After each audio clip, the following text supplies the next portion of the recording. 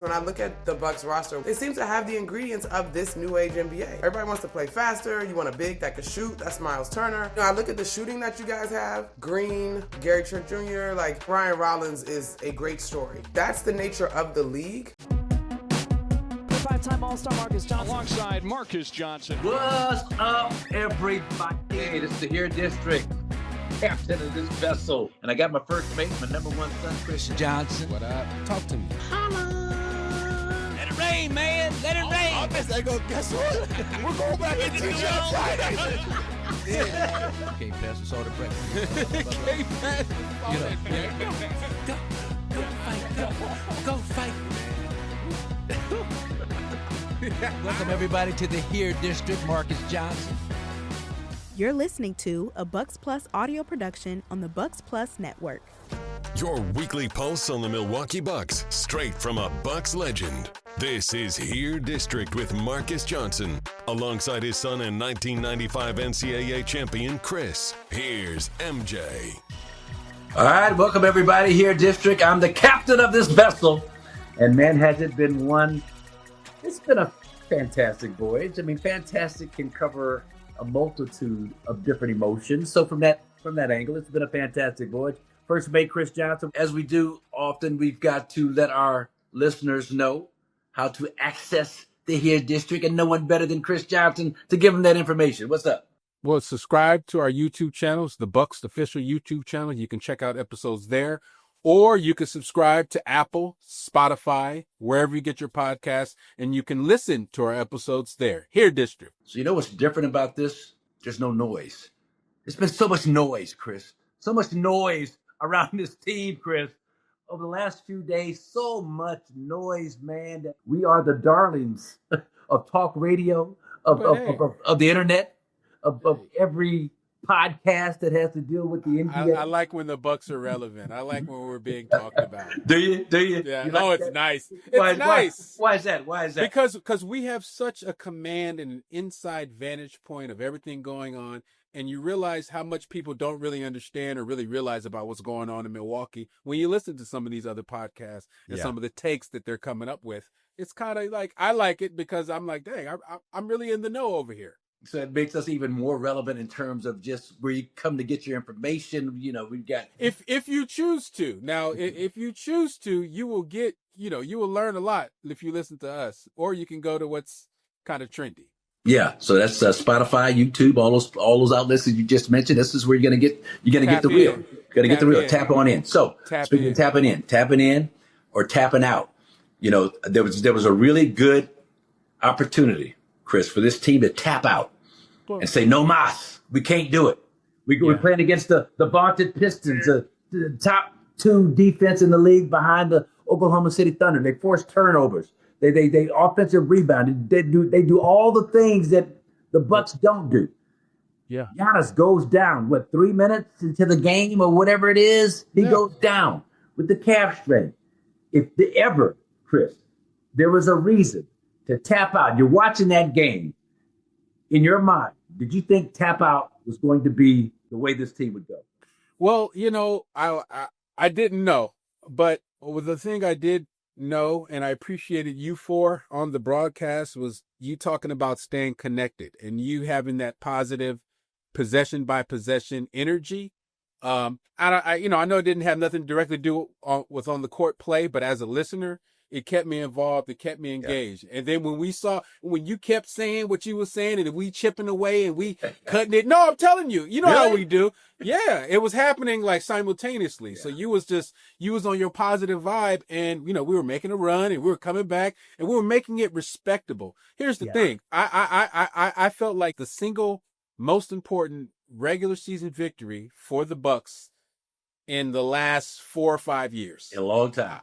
I'm just saying, it was the single most important regular season victory in a long time for Milwaukee for a number of reasons. I think that to beat this type of Detroit team, this Detroit, not last year's Detroit, not blah, blah, blah, The Detroit that's 17-4, that, was 13 in a row. Cade Cunningham looking like a franchise iconic kind of dude, just got a Nike deal. Jalen Duren, all these dudes like you were talking about, the Dennis Jenkins dude coming off the bench, and you guys were going on about Jaden Ivey. Like, them dudes had some dudes that they were trying to come with it. The move by Doc to lean into the 2-3. It's one thing to play the 2-3 zone a little bit and give them a taste of it, MJ, as we've talked about, but our guy leaned all the way into it. Hey, we are zoning up the whole game, bro. We don't give a damn. We do not care what you think. We don't care what your perception of us is. We don't care if you think we tough. It don't matter, bro. We zoning y'all and figure it out. That was genius that he did that. It was genius the way, but to the point of what I'm saying, why it's so important. This is a confidence booster for a young group like this. This also showed to whoever needed to see this, that this team can beat the number one team in the East without the services of Giannis Antetokounmpo. So for me, the importance that this win will carry for the guys mentally, emotionally, moving forward is immeasurable. Now, some have called this an anomaly. Some have said, hey, Detroit had schemed and game planned for Giannis this whole time. And then when he goes out the game, it's sort of like figuring out who was who and what's what. I don't really care about none of that. Yeah, what I saw was heart. What I saw was determination. And what I saw was KPJ getting very active on the basketball. What I saw was the value the last two games of KPJ, of a guy that you kept talking about. Hey, he can create his own shot. Yeah. That sentence is so important for the Milwaukee Bucks, their future. This guy can get it done. Now, turnovers and corralling the energy and channeling the energy, that's going, that's part of this process as well. But MJ, I'll leave it at this. KPJ, the stuff that he did as far as the ability just to attack. We talked about it before when we talked about it months ago, when I was like, I can't wait to play Detroit because I know KPJ is going to have a chip on his shoulder. He's going to have a little attitude to go at these dudes. He was the perfect guy to go at him. Very proud of the effort from the Bucks yesterday. Yeah, and to your point, addressing a couple of things. KPJ had 7 turnovers. I think 6 were in the first half, if I'm not mistaken. So he did a better job of getting a handle. He was kind of forcing the issue, and I don't mind that. That's just who he is. You got to let him figure things out on the fly. As well as he is playing and shooting and creating and all these great positives that he's doing. If you're a smart coach like Doc Rivers is, you just let him figure it out. You don't even criticize. You may give him a suggestion, like maybe you don't want to dribble into a crowd, blah blah blah. But you kind of let him figure things out. But to your bigger point, so during our open, myself and the great Lisa Byington, we're sitting there during the open, and I made the comment. She kind of looked at me like I was full of hyperbolic nonsense. But the comment is that this is like a watershed game in this franchise's season, and over the last few years, one of the bigger games based on all the noise, everything that's going on. The implications of the game, bro, the day, of the timing. It's like, holy crap, the Bucks could have easily rolled over and lost, man. Right. And you know what that would have did for just the mentality of the psyche would have been, the city, of everybody. Everybody would have been like, oh, man. Now it would have been a white flag. Now we got hope. Yeah. And whatever hope looks like, whatever we're holding on to, there is hope. Yeah. Okay? There's a great illustration or the kind of AI generated that I sent to a couple of people, but it's a real deer kind of standing up, leaning over a railing, kind of looking to see who's coming. Kind of looking to see what's going on. And it said, this is how Milwaukee fans are feeling right now. Just because right now, and I include myself in this, it's just so much uncertainty and noise and everything that's happening around this team. And then you couple that with the DC debacle, as I like to call it, the way this team folded against the Wizards the other night, up 5 with about 3 minutes left, up 11 in the fourth quarter at one stretch, and to just not close that deal against a team that was 2-16. And then on the next night or the next time you play, you're facing, as you mentioned, the Detroit Pistons, who had won 13 in a row at one point. who had been playing out of their minds, and just their defense is second in the league, and they're forcing turnovers. They're killing teams on the offensive glass, and the big fella Jalen Duren, one of my favorite young players in the league, is just doing his thing. Footwork, worked out with Rasheed Wallace, all that good stuff. And so in terms of a reason to tap out, then Giannis goes down 3 minutes into the game. So if ever there was a reason to just throw in the towel and say no mas, this was it. But it was something about this team, Kris. And at halftime, we're down 4 points, I believe. And Bobby hadn't scored. Gary Trent Jr. hadn't scored. And you made the point. Kyle Kuzma hadn't scored. You made the point on air, like, yo, we should be feeling good because these dudes have not been balling. And you made that. You were like, I feel good. You're like, I feel good about our chances. The second, I was like, yeah, that's a good point, MJ. Well, you know they're gonna give you something. So Bobby gives 13 in the second half. He was 0 for 6. He wound up 5 for 13. So 5 out of his next 7 shots he was able to knock down. Yeah. Cal hit that big dunk. Didn't do a whole lot scoring wise, but his presence out there was a factor. Gary Trent knocked down a big 3 just to kind of sustain that momentum. So they all kind of chipped in their own kind of ways. But as you talked about, man, it was KPJ, and this is kind of going to lead us into one of our favorite segments where we look at some video of the game. He's in every play. He's in every play of these videos. So about that action, let's take a look at some of these plays from about that action and see the greatness of Kevin Porter Jr. Now, right there, here's the zone. Defense. But look at him defensively. 2-3 zone. He's 6'6". Cade Cunningham is 6'6". He can contest him effectively. And then watch the vision.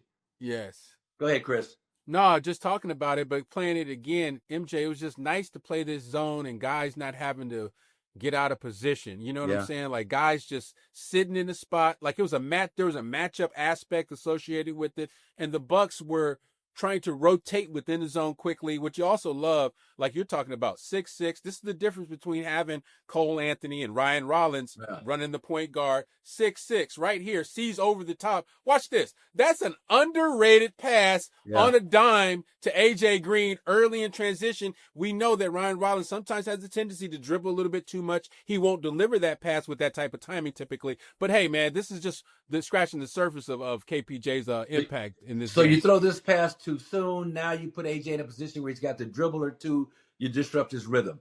You hit him right in stride, in his shooting pocket. All he's got to do is left, right, stride, and up. That's nuance. That's nuance. Watch this catch. Look, that's nuance. Watch. Yep. Right. Not even a stride. He just caught that thing, turned and shot. He didn't even need to stride into it. So that's just and just watching it from where I was watching it from in the game. I didn't realize that AJ would pull the trigger that quickly. I thought maybe Cade Cunningham had closed out enough where he felt like he didn't have a clean look. But I love the fact that he was so aggressive, Kris, AJ, and just pulling up right in the face of Cade Cunningham. Motorcade this, Cade Cunningham. All right, go ahead. No, and the last thing on that, man, AJ need to pull up in people's faces a lot more. But you know what I'm saying? More often. Like, pull up on dudes. Like, take those jumpers. You don't got to be open. Don't be waiting till you open and passing up looks just because somebody got a hand up in a moderate contest. You too good of a shooter, bruh. Yeah. And very, very, very rare instances are you going to have a really wide open shot in the NBA. These guys close out too quickly. They're too long. They're too athletic. And so, this is about as open as you're going to be for AJ Green, and he knocked that thing down. So, all right, next clip number 2. And that's all about that zone defense, the 2-3 zone, as you mentioned, Doc stayed with. Here we are again. It's an aggressive 2-3 zone. When you've got Ryan Rollins, Kris, and I looked at, now there's a miss by KPJ, but there's a good job by, who's that, Kuz on the offensive rebound. And there's that second consecutive 3-pointer, that momentum sustaining, get the crowd into it, connected, and all that good stuff. That's a great block by that defender. I don't know if it was Duren or whomever, but a couple of things. Kyle Kuzma staying with the play. That didn't happen against the Wizards the other night. Not assuming this is a layup that's going to fall. Kyle and Bobby right in there for the offensive rebound. Another opportunity. AJ, the presence of mind to get to that same spot where he just knocked down that 3-pointer the possession before. And for me, it's Kuz staying patient, not forcing up a shot, not saying, hey, I got Cade in the hole. You know, let's play the analytics on this and go ahead and get the open three. That was a big time decision by Kuzma at that juncture of the game. And I believe, if I remember Lisa Byington's call correctly, this is the first lead of the game for the Milwaukee. The first time the Bucks led all game long. But man, possession and just the hustle from Kuz, the presence of mind of AJ to hustle into the play and get himself open. And as you mentioned, you know, he knocked down that possession before that, so he feels really confident right now. And great job by Kuz, who, you know, in times past may have tried to go a little one-on-one with Cade Cunningham. 100%. He would try to take that, bruh. That was that's a big time decision by Kuz to give that up. But also, MJ, what I saw with the Bucks energy, just in these plays that you're highlighting, the hustle plays, the way that they were playing, were the results of guys that got on the same page because of a team meeting. I've been writing about it on my other site. It's just about, you know, tumultuous times, how team meetings really help you get on the same page. And they typically happen in the beginning of the season after you played a few games. And their main purpose is communication. It's breaking that ice of stuff you wanted to say to somebody that you haven't said all year. You know exactly what I'm talking about. You know how as athletes we hold stuff in, this and that. They had that communication and they played this game like they were a team that was what? Like you said, all freaking thing connected. They were connected again. The Bucks have been reconnected. This is a level of connectivity that I haven't seen them play with since they were on a roll earlier this year. Yeah, and it was a perfect storm of events because, again, you lose to the Wizards, the worst team. You're playing against a team that's the hottest team in the league, top team in the Eastern Conference. So good stuff. Now, here again, this clip, AJ Green, going to miss that long three-pointer. But watch AJ. Great job. Deep. Oh, my God. Just vertical against Tobias Harris. Didn't foul him. Kept his hands up. And then getting out in transition. The Bucks did a masterful job. This is a Piston team. Yeah, young. But the Pistons, Kris, they're 8th in fast break points. They're fifth in opponent fast break points. But the Bucks ran them out the gym. The Bucks doubled them up on fast break points, 16-8 last night. And why? Because of the roster makeup. Because now you got guys that can run. You got KPJ and Rollins and AJ Green in the game with Kuz and Bobby. So guess what? We are getting up the floor. There's no more of the Brook thing. There's no more of this Dame pace thing. This is for this game in particular. I saw them matching up against Detroit in the way that I always envisioned this roster at the beginning of the year when the training camp was happening, all the young people. I was like, yes, for these type of games that typically have given the Bucks a little bit of trouble in the last couple of years. I was like, this is the type of roster that can fight these guys. And we got enough dogs. You got El Haj Malik, El Shabazz, Ryan Rollins, and then you got KPJ. Wait, right? You got who? El Haj Malik, El Shabazz, Ryan Rollins, bro. You ever seen him in the post game with the thing on and the hoodie, bro? El Haj Malik, El Shabazz, and KPJ. Okay, hey, you got two dogs. Hey, you got two. You need to get up on Ryan Rollins. Look, two dogs that ain't playing with people. Okay, they're taking that, and you saw that with the Amen Thompson thing. I was surprised. Segue off here. I was surprised that KPJ didn't really go at Asar Thompson after Asar clobbered him across the head. After he took his head off and the head was rolling on the ground, like you said. But here's the thing. It didn't matter him going back at him because he went back at him with his play. You can see KPJ was not tripping on Cade. Asar, he was not tripping. You can see the attitude. You can see it in his aura, MJ, and that rubbed off on everybody else, man. And see, and that's a next level elite observation. KPJ felt like he was the best player on the floor. Thank you. You know, yes. I mean, I just thought about that in the context that you said. Just you got Cade Cunningham 28-9. You got Duran averaging 21 and whatever double doubles, and KPJ has this. It's not even a chip. It's this level of confidence. Like I'm the best player out here, and I don't know if it's that Seattle, the Rainier Beach kind of swag that they got going on up there, or whatever it is. But he's got this swag, man. Like he's had bruh. this whole season. He's one of the nicest, but he's pound for pound. He's a really nice talent. And I know the NBA people, you can dissect everything and do what you want, but it's for us as hoopers, MJ, when we see a 6'6" lefty doing what he's doing, he's devastating. He is scary. If he could get channeled and corralled like he's been getting, like he can be like a major type of talent in the NBA. This dude is unbelievable sometimes. I think he's ready to have that jump. Kind of, that inner epiphany of just like, man, whatever it is, and he's expressed that since training camp. Yeah. Since last year, really, just given another opportunity with a team that believes in me. Doc Rivers anointing him as a starting point guard back in the summer. I like that. Ain't no, you got to compete for a position, and we're going to see whoever wins the battle. The last man is standing after you guys the get job the, in the camp. competition's good. So iron sharpens iron, steel.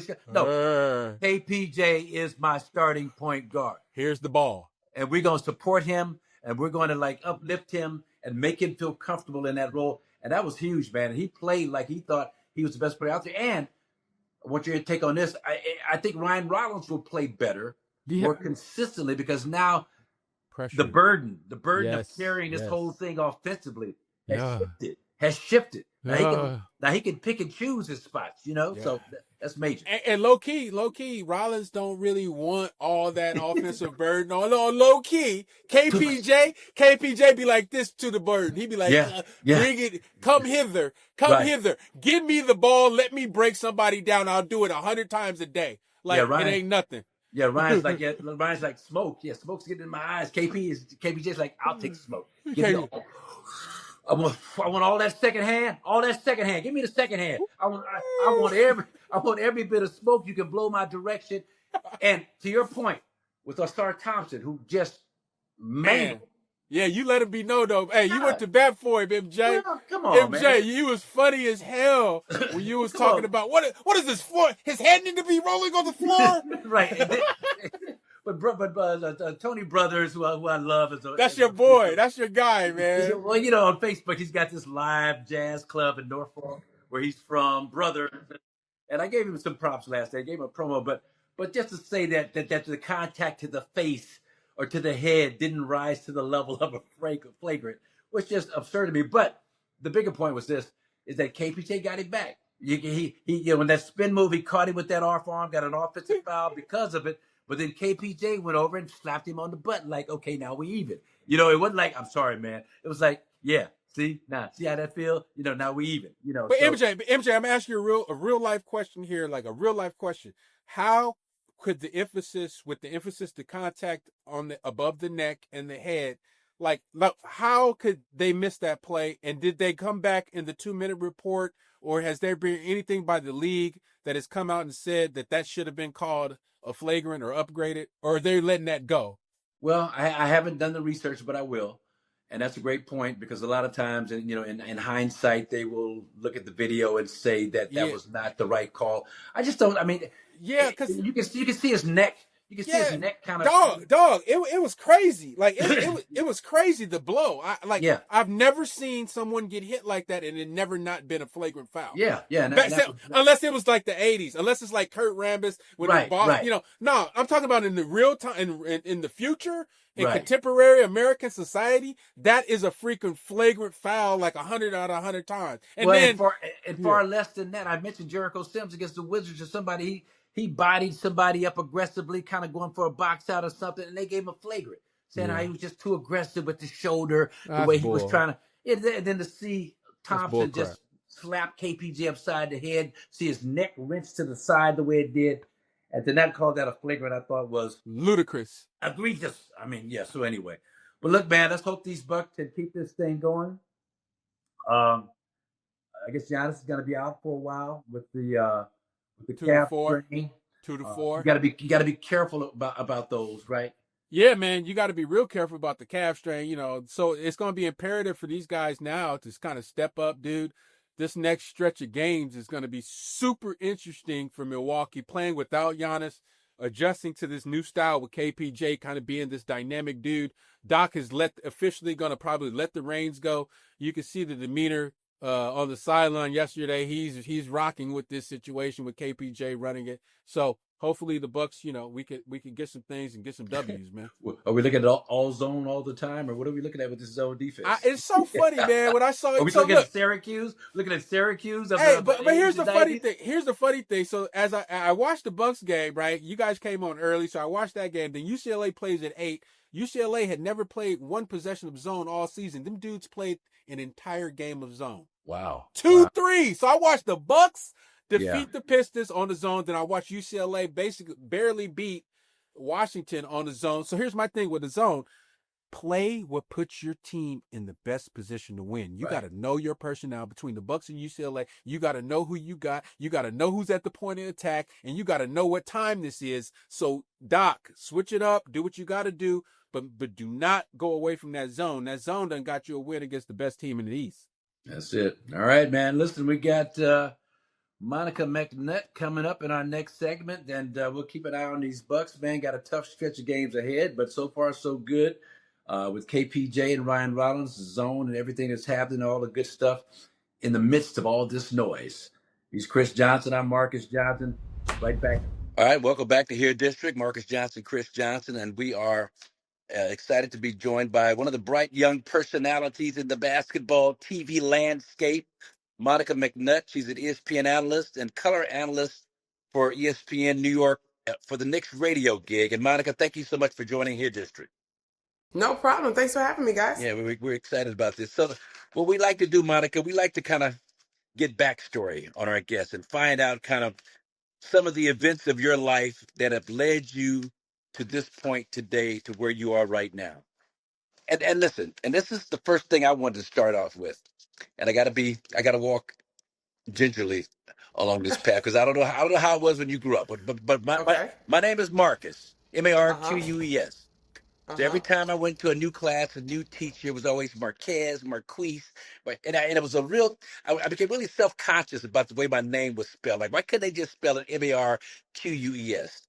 You got a name, McNutt.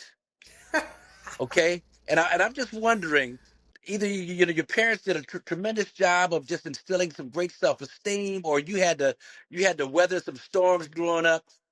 A name like McNutt, just what are some of the challenges, if any? Maybe there were none. Maybe it was just naturally accepted as like a Johnson or a Robertson or a Davidson. I kind of doubt it. But how was it growing up with that name coming up, man, in the time that you came up? Marques, this is crazy. I actually love this question. I don't get asked it a ton, but I still to this day get reactions on my last name. I'm like, bro, grow up. I can remember vividly grade school, sort of being teased. Now, I went to a small Christian school through 9th grade, but I think, so grade school was probably the height of it, because we were all, at this point, most of us matriculated together, so it was commonplace. Like, and then my mom actually became a teacher, and like, you wasn't going to clown on a teacher. But every time we would go do a different camp in the summer, I remember going to Aqua Day Camp in Northeast DC, or we would go to a basketball camp. Any reintroduction among young people was like, your last name is what? And it was, oh, God. Now, for whatever reason, I remember being really sad about it one time. But other than that, I think you learn to just be like, yes, that's my last name. Now, come on, check up, or whatever we about to do. Like, okay, that's my last name, and don't you forget it. So, I'm really proud of, my family heritage and having the opportunity to do, what are those things called? Family tree, type of project and stuff, and like tracing back to our roots, like in Kentucky with my great-great-grandfather, so on and so forth. I'm proud of it. At this point, I think it's something that sort of adds to my personality, because if you want to crack a joke, fine, but I can crack jokes too, so let's go. Ooh. But have you run across others with that same last name that you weren't related to? Or if you see a McNutt someplace, is it pretty much a given that he's going to be part of that family tree? So 2 stories on that. There was a young man that played football at Iowa. I think his first name was Marvin. I'm not sure. We are not related. But I remember when I was covering Big East basketball, and I had to go to Creighton a couple times. And so in the airport, people would ask me if I was related, because he was having a pretty stellar year at Iowa. And I was like, no. And then one time with the Knicks, a bus driver was like, let me show you something. And he like showed me his ID, and we ended up having this conversation, trying to see if we had people in common in terms of cities, and it turned out that we did not. I think my sister has had folks reach out to her like via Facebook, but we don't have a particularly large family. So I've heard the name a few other times. I've obviously seen McNutt with the L, but I've probably met those 2 instances, and I think one other time I met some folks with the same last name that were black folks. So yeah, it's out there. Yeah. And I'm gonna end it with this, but when my son, our name Johnson, before it was changed to the slave masters Johnson, was Longino. It was French, Longino. Kris, that's one of Chris's aliases. It was Longino, right? Alias? What do you mean alias? Longinoux, whatever. But when my son Josiah was at Crenshaw High School, don't ask me how he wound up at Crenshaw his first 2 years. I mean, he was way above his intelligence quotient there. No textbooks and no. Anyway, that's another story. But one of his teammates, Longino, was a kid named Mike Longino, who spelt it the same way but pronounced it differently. And once I found that out, we started doing a deep dive into his background and found out that we were distant cousins. So it's just interesting how that happens with us. So anyway, that's a story within itself. But listen, so I'm looking at your bio, and I got to ask you this because I don't know if it's a misprint or if there's a story. I love these kinds of stories, but we'll see. So you made all conference at high school at the Academy of the Holy Cross in Maryland. You made all conference as a 10th grader. You made all conference as an 11th grader. But on this bio says nothing about your senior year, which is just weird to me. Did you make all conference as a senior? Golly, MJ, you taking it back. Did I? I think I did. I was all met out of the Washington, D.C. area. We won the WCAC championship at that level. Like, I should have been. I'm pretty sure I was. I don't know why that's not there. I mean, it's probably a misprint, but, when you see something like that, I don't know if you got hurt your senior year, missed a chunk of games, or, there's normally like a story like that behind something like that. Like my guy that we played the other night, C.J. McCollum, was the Patriot League MVP his sophomore and his senior year, And so I'm always wondering what happened that junior year. I think he had an injury that limited his amount of games. So anyway, so you were a great player in high school. 2-time captain, 3-time all-conference player. Why Georgetown? Why not expand your roots and go Tennessee, west or go south? Or why Georgia? UConn? Why UConn. All right. UConn. Okay. Yeah. So St. John's. So there's 2 truths of this. I was not the caliber of a UConn and a Tennessee. For one. Okay. And I can be honest about that. I think the biggest recruiting at the time for me was University of Maryland. And y'all, I was very clear that I wanted to go and play. At the time, Marissa Coleman, who's a WNBA champion, won a championship at University of Maryland, had just gone to Maryland. She was 2 years older than me in high school, and we played in the same high school conference. So I had battled her and played behind her, and I wanted to go and play. I wanted to go and play and have my name be a part of bringing a program to life. The second part, though, why I landed on Georgetown is because I met John Thompson Jr. on my visit. And we had long been fans of Georgetown, coming up, falling in love with the game of basketball, alongside my dad, who had loved it for a long time, who was at St. Anthony's right before Big John came. Like, my uncle played for Big John at St. Anthony's before he went on to the collegiate ranks. So we had this affinity in our household for Georgetown and for John Thompson. And so meeting him in person was like, oh, wow. Like, yes, I'm not going to go play for the men's program, but the organization still had the lure. And my mom in this process was very much like, look at these Ivy League schools, though. You could go to Princeton. And I was like, well, I'm not going to Princeton. Like, I'm not doing that. And so ultimately it felt like Georgetown was the place that gave me most of what I wanted. The legacy of the school and what the degree would mean, the opportunity to go and play and truly be a part of bringing a program back to the forefront. At the time, Terry Williams-Fenoy was the head coach, which was one of the few black women, if I remember correctly, this is years ago, one of the few black women head coaches that was recruiting me and that was doing it in the country. And that was a big deal to me in terms of examples. And I remember saying to my parents, I could pretend that Georgetown's in Africa if I want to, but if I want to come home and get some home cooking, I can do that too. So that's how we landed on Georgetown. My all-time favorite Georgetown player. First, I'm going to ask you about yours, so I give you a moment to think about this. But, man, I was so enamored, and Kris remembers this. with that backcourt. It was Michael Jackson and Gene Smith. And these two brothers used to slap the floor and get down low. I mean, it's just, I'm out in Well, Los Angeles. So we had Stevie Thompson went out to right. Syracuse, had Kevin Ollie went to UConn.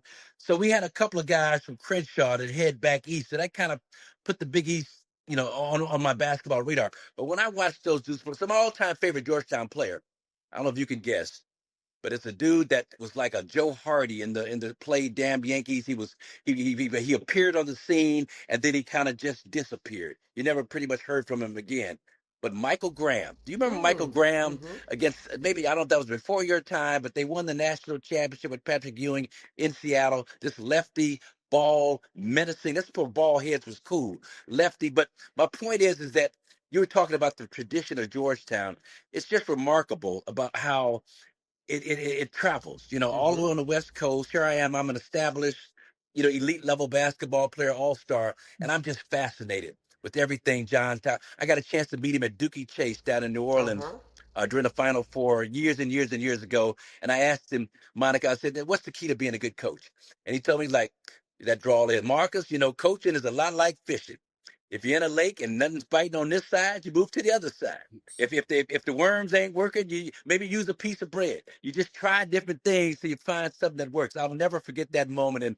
And I'm like you, George. I can understand John Thompson, the impression that he made on you, and why you wound up at Georgetown because of it. Yeah. What are the reasons? Yeah. He's great. I think having the opportunity to sort of glean off of him. Of course, by the time I got to campus, he had retired as a coach, but was still very much present at both the men's and women's practices. Like when we knocked off Maryland in the NCAA tournament, like he's in our locker room. I still have the pictures of him celebrating with us. And the last time I saw him before he started to take ill, he knew I was in this space, and he had a long-running sports radio show in D.C. And he's just like, "Keep at it, girl. You got it." That was kind of the last thing I remember him saying to me. I bumped into him at I can't remember if it was a Wizards game. It probably was a Georgetown game, but they're all like Capital One Arena. So, but I read his book, I Came as a Shadow, terrifically written by Jesse Williams. And you could feel his booming voice, his presence, the power of all that he did and all that he represents. I'm actually looking in my office. I've got a picture from when the Nike World Headquarters here in New York dedicated the court to him. We were all there and asked to be a part of the celebration. He is someone that I could not have forecasted the sort of impact that he had on my life, because he wasn't my coach, right? But I went to his school. So it's been really cool. I mean, you talk about the basketball being a gift that continues to give. And Monica, I was curious, just during that time pre-Georgetown, who were some of your mentors? Who were some of the basketball players you looked up to? And then some of the people maybe in your life at school, a coach or somebody like that really had you locked in? Maybe it's your parents. Talk to me. Well, in the basketball space, I remember being so consumed with, obsessed with, fascinated by Carmelo Anthony, which is hilarious. Because now it's like sort of my co-host podcast guy. But I think at Syracuse, my dad and I would go out and we would drill some of the stuff that we saw him doing. And I remember making a poster the year that they all went to the Final Four. It was like, what was it? Syracuse, Marquette, Texas, Tennessee, UConn, and Kansas on the men's side. Tennessee and UConn, and I'm blanking on the other two schools on the women's side. But I remember sitting and cutting out the Washington Post clippings all season long, like just being so captivated with both men's and women's college basketball. I remember that in my formative years for sure. And then I would say the WNBA. The WNBA launched in 1996. I think we got the Mystics, I want to say in 98. And the first 5 years of the Mystics run, we held a bunch of records in the city for attendance. Like we were there. Nikki McCrae, God rest her soul, Shamika Holsclaw, Muriel Page, we were there. We were at those games. We were cheering this team on. We held these records for attendance. And so I remember being like, Dad, we got to get home. I need to see the sparks in the comments, Cheryl Swoops, Cynthia Cooper, Tina Thompson. To have Cheryl Swoops now as a colleague in this space is so incredible and so encouraging. So I consumed basketball as a kid, particularly women's basketball and college basketball. I'll admit my NBA love sort of came later. But it was just such a game that was so beautiful, and I wanted to be a part of it. And my dad had been a high school referee before I was born. So, like, It was like, Dad, I want to go with you. Like, and I can remember having a conversation with him in about third grade. It's like, Dad, I want to play. And he's like, you want to play or you want to be good? And I was like, no, I want to play and I want to be good. And so that, for me, embarked on my personal journey with the game at that age. Oh, man. You mentioned the name Chamique Holdsclaw. People don't remember how good Chamique Holdsclaw really was. When they talk about some of the best, I know for me, when I was in college, around, like 94 through around the 98 era, Tennessee women's basketball was dominant. And that's kind of why I mentioned them. Actually, my freshman year, we won a national championship, and we went to the White House with Gino, his first national championship team. So Rebecca Lobo's there, and that whole crew. So I was kind of there at the beginning of that Gino era. But we were in love with Tennessee basketball because of just all the players Tamika Catchings and a bunch of players during the era. But Chamique Holdsclaw, to me, always really stood out as somebody that, she was must-see TV. We would rush home from practice, try to get to the dorm, catch ESPN. But segueing over to the WNBA, Project B has been something that has sort of sent shockwaves through the women's basketball professionally, came up, had a ton of money associated with, Saudi Arabia, but also some very high-level basketball people. I actually had Alana Beard, who's doing a lot of stuff. I had her on my podcast years ago when she was involved with trying to bring a team to San Francisco with an African-American ownership group. I don't know if you remember that. She was involved with that a few years ago, but I talked to her. She's involved with the situation. I wanted to get your vantage point, Monica, on just how do you feel about this? Project B, they come along to kind of coincide with the WNBA players negotiations. They're throwing big money at people. This is another negotiation over here going on. Nafisa Collier's got unrivaled. I mean, it's a crazy time in women's basketball. I just kind of wanted to get your take on everything, and where do you see this? Do you think there's going to be a resolution with the WNBA Players Association? Do you also think that Project B is something that's going to get off its feet? Ooh, all right. So sorry for the long-winded nature. It's a lot going on, Kris. I think it is a crazy time, but it is an exciting time. I can remember the Final Four in Dallas a few years back when LSU won, and we were doing the prep meetings, and Don Staley basically was like, ESPN is cool, but we need more folks to fight for these rights of the broadcast rights. She's like, that's when the opportunity will grow for all involved, right? That's when you get the money, the growth. And that's what we're seeing happening on the WNBA side. There are now more options for professional athletes to take their talents, which ultimately raises the bar as these leagues compete, if you will, air quotes, compete for the best talent. And then, of course, the demand from fans and the interest and the investment. I mean, this has been a year-over-year increase, right? And so I'll be honest, I have not delved deeply into Project B. But I think when you see the names that Project B is attracting, I mean, Nneka Ogwumike is at the top of that list, right? It's no joke. And when you consider the stalemate, if you will, but of the collective bargaining agreement right now for the WNBA, like, it makes sense for these athletes to at least explore the other opportunities. For years, the only exploration has been to go overseas. And don't get me wrong, a ton of WNBA players have made excellent lives playing basketball overseas. Whether they should or should not have to is a debate. Whatever you stand on that, that's fine. But I think the idea that elite athletes have other opportunities is healthy in terms of how you do business at any level. We just happen to be talking about women's sports players, right?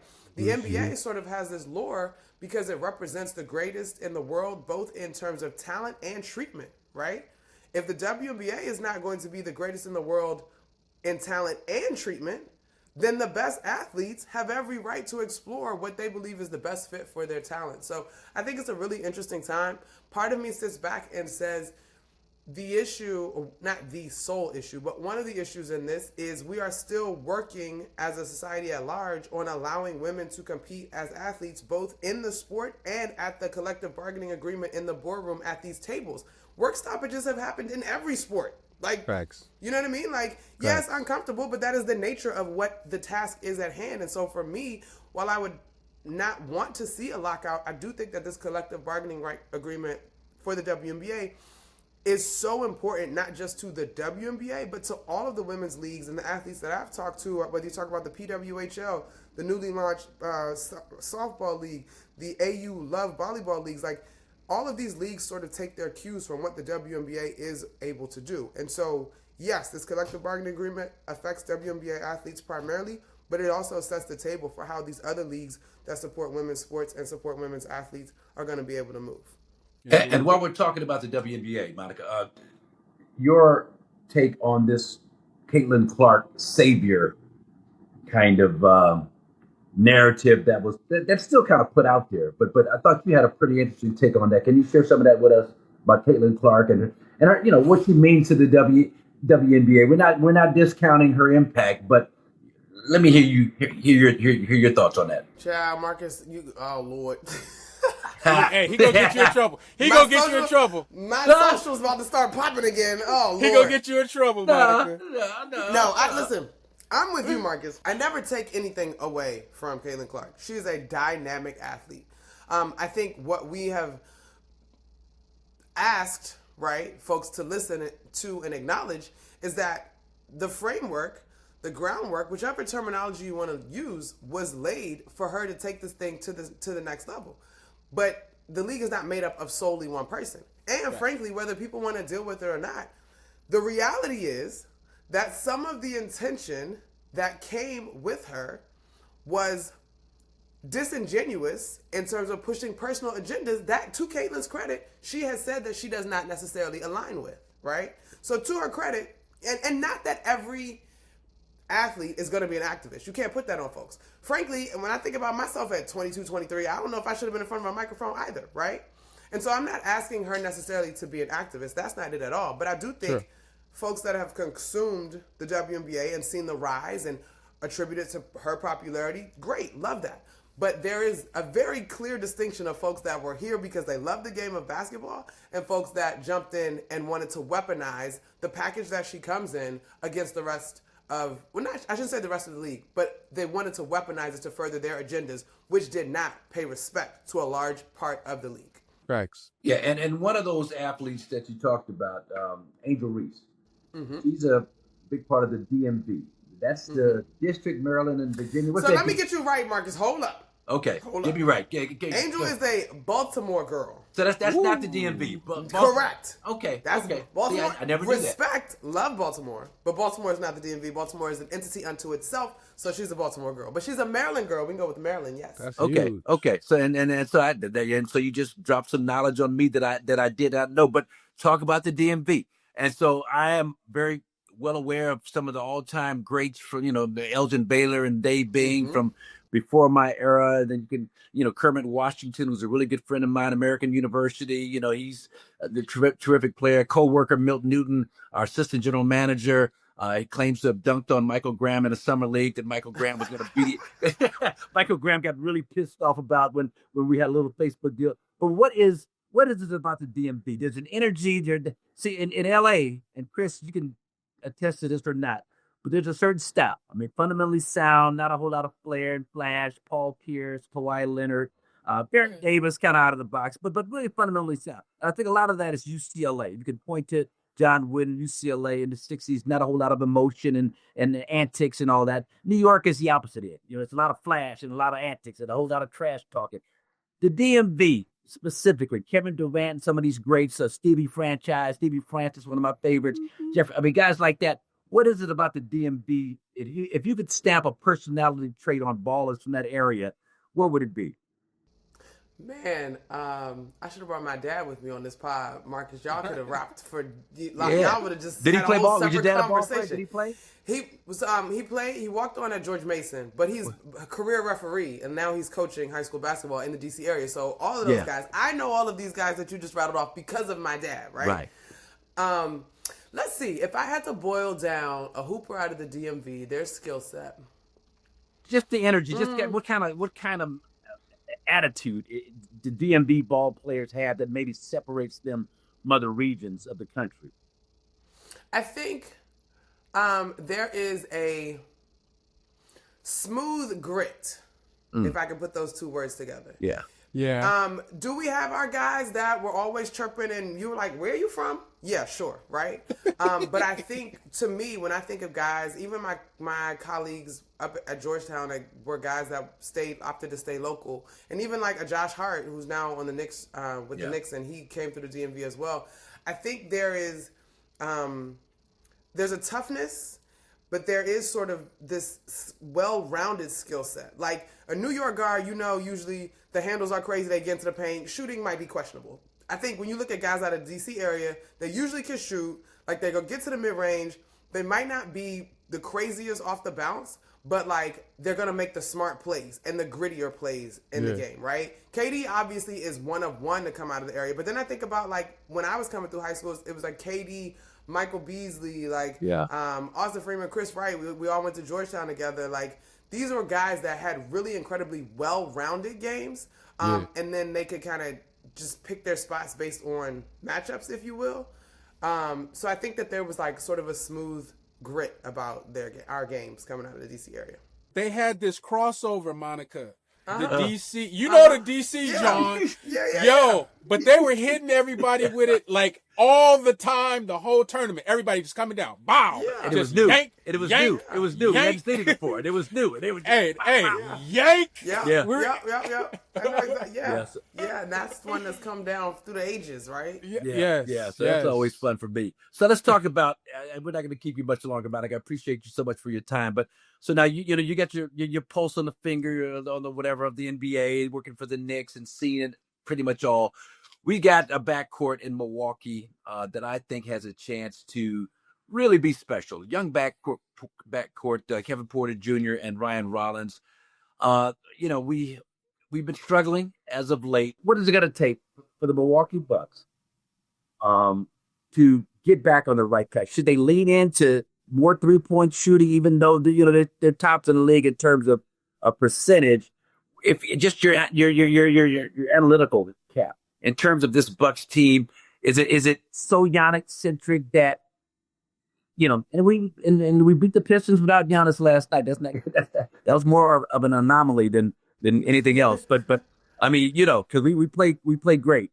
But just watching from the outside, when you think about this Milwaukee Bucks team, is what I'm trying to get this perspective from you. And you've seen a lot of teams.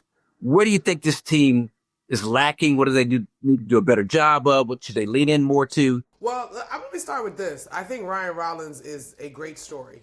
I think he's still a little bit under the radar, probably nationally for sure. But now that we're 20 games in, you start to see everybody, like, people are now hip to this. Oh, no, this isn't a rookie that just got off to a great start. Like, he's solid. Now, a little bit of a sprinkle of a redemption story in there. Shout out to him for making the most of his next opportunity. We all have some things in our past that we were not necessarily proud of. I think that young man, as a two-way guy, potentially, like, there's not many players who I watch and I'm like, ooh, they really are, like, kind of giving JB some fits defensively. And in that first game, for sure.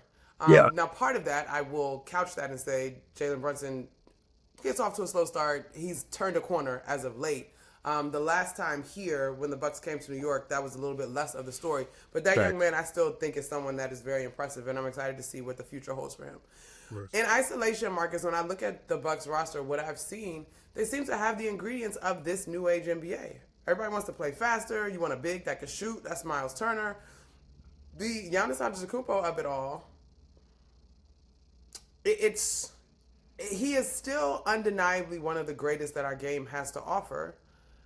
But the way he plays and the supporting cast around him maybe doesn't mesh as well as it has in the past. And I think that's okay. Like, Doc Rivers is a guy that's won a championship in this league. Like, he knows how to coach and he knows how to figure it out. A guy that, from our earlier conversations, I'm sure has sat at the foot of a Big John, right? And had the opportunity to learn about trying different things. I look at the shooting that you guys have. Green, what's my guy? Gary Trent Jr. Like, that's the nature of the league. I don't know the answer, though, for the Bucks as I look at it.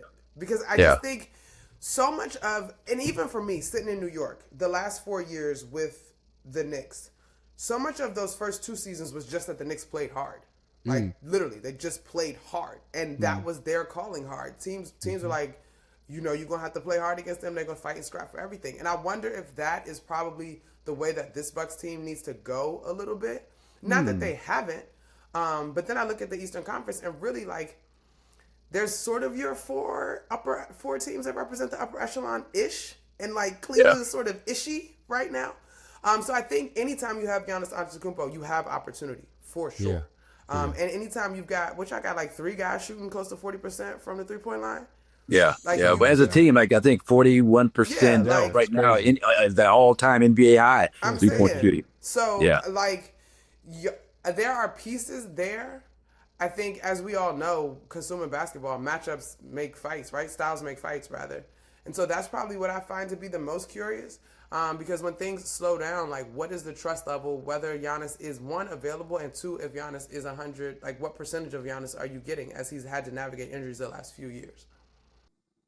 Yeah, and that's facts. And then so we're going to end it on this. I read an interesting tidbit in your biography about a core sisterhood of African-American ladies that helped you kind of get established and get a foothold in this business. Can you just give us that story, and then we'll let you get out of here? Man, Marques, I'm so fortunate. I think that story is continuing to write itself. Coming out of Georgetown, LaChina Robinson was covering women's college basketball for a number of networks. I'm now so fortunate to call her not just a mentor, but a friend. And she was one that really was like, hey, pull up a chair, roll with me, and helped me navigate the space. But that has expanded to so many great women in this space. I mean, Elle Duncan, Christine Williamson, Andrea Carter, like just Chelsea Sherrod here in New York. Like there's so many women in this space. Kayla Gray up in Toronto. Even Melanie, what's Melanie's last name? Ricks. Yeah, Melanie Ricks. Melanie Ricks in Milwaukee. I think what I am so pleased about in this space right now is my generation has moved a little bit from the generations prior to us. And I would even say for myself, when I first got in this business, you would look at a local station trying to find a job, and you'd literally say to yourself, like, oh, they got a black person, or oh, they got a woman already, there's no room for me, right? And so this generation of women in this space has been so supportive. And I think we can candidly say to one another, hey, I'm also interested in this job, but like, good luck to you. Or if this doesn't work for me, like I lobbed your name up for some stuff that I had to turn down. Like, or girl, let's just talk about navigating this space, and it has nothing to do with the job at all. And so I'm really, really fortunate. It is a unique experience. I have so enjoyed what I get to call work and make a living off of. Certainly, as you guys know, it comes with its sacrifices, but it's been really cool to be able to do this and lock arms with women who are sharing your experience and your aspirations.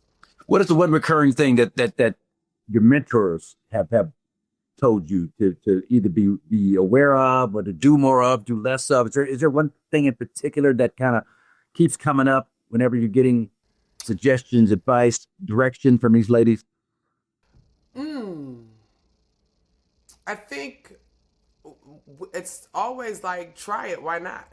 You know, I earlier in my career, the very practical advice was like, slow down, you're talking too fast. Yeah. And now I got a lot of that. Right? Yeah. And now I think we are all, I guess it would be 2 things. It would be, try it, why not? If you've got an idea or you want to do something, put it out there and see what happens. Like, don't let fear guide you, right? And the second thing would be, it's sort of a popular saying now, is like, you are who you think you are. Like, just encouraging one another. Because the industry at times will have you believe that you don't belong for whatever reason, right? Like, the topic is hot, you're not perfect, you make a mistake, people disagree with your opinion, like, whatever. I've been on the high side of social, the low side of social, in between. Like, these ebbs and flows can feel like it is everything. And you really just got to survive it. Like, it's not everything. While social media is a very powerful tool for the way that we engage and consume sport, like, that's not necessarily reality. And so I think we do a really good job of keeping one another grounded, and just making sure that, like, hey, everything that you've gotten, you've worked for. And I don't care what nobody says. Like, I watched you do it, you know? Yep. Well, listen, I watched you a lot and watched I won't even say growth. You hit the ground running. You were good when you first started. You're good now. And just keep up the great work, and just so proud of you in terms of, how you handle your business, and to be able to do it without playing in the WNBA and being a name that everybody recognizes, and to get in there and carve out a niche for yourself is really impressive. And just just want to give you your props for that. Thank you, Marques. Thank you, Kris. I really appreciate that. No, we appreciate you, Monica.